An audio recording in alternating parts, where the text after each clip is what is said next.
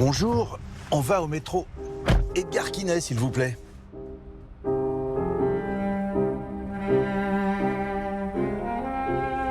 Ce que vous avez fait au plus petit de mes frères, c'est à moi que vous l'avez fait. Je trouve que c'est un passage qui est absolument formidable parce que il peut faire l'objet d'une double lecture. Pour le croyant, évidemment, c'est l'omnipuissance du Seigneur et le fait que tout bienfait est reconnu comme tel.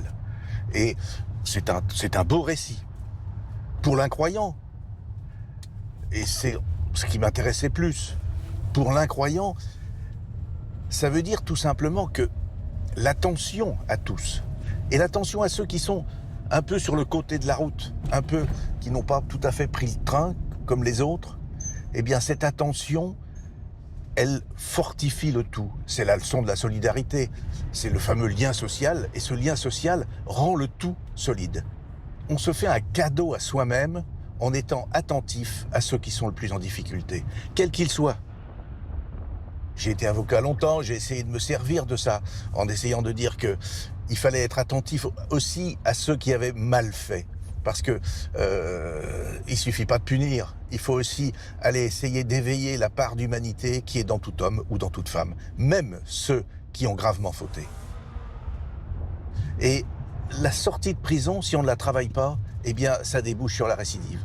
Et de la même façon, il faut travailler l'insertion de ceux qui vivent pas tout à fait comme la majorité des autres. Comment leur permettre d'avoir une place et une place de citoyen dans la société.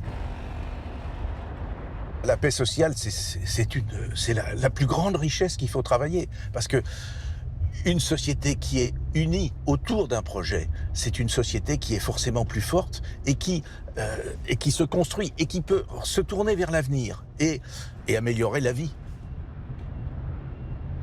Je vous souhaite une très très belle journée. Je vous remercie et puis peut-être à une autre fois. Au revoir. Au revoir.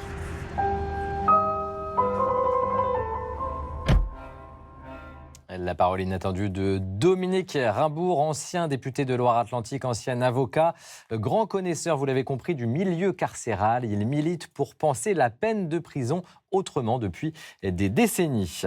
Dimanche prochain, rendez-vous comme d'habitude à 10h30. Nous nous intéresserons à l'enseignement catholique, un projet d'éducation intégrale. C'est en tout cas notre point de vue. Je recevrai d'abord Régis Michel, directeur de l'institution salésienne Notre-Dame des Minimes dans le 5e arrondissement de Lyon, où nous nous rendrons ensuite pour célébrer la messe en direct depuis l'église Notre-Dame du Point du Jour, qui est située juste en face de l'établissement scolaire qui fête cette année son bicentenaire. D'ici là, bon dimanche, bonne semaine et surtout le plus important, portez-vous bien.